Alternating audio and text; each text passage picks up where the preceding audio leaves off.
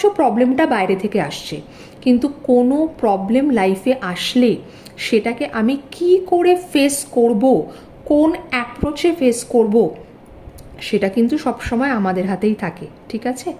তো সেটাই বলার যে যতই লাইফে নেগেটিভ কিছু প্রবলেম আসুক না কেন, নিজেকে নেগেটিভ করবে না। যতই লাইফে কোনো টক্সিক পার্সন আসুক, নিজের অ্যাপ্রোচকে সবসময় পজিটিভ রাখবে।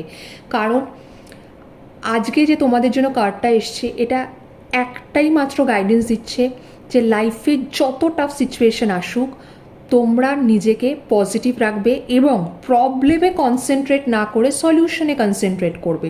এতে কিন্তু খুব তাড়াতাড়ি সেই প্রবলেমটা থেকে তোমরা বেরিয়ে আসতে পারবে।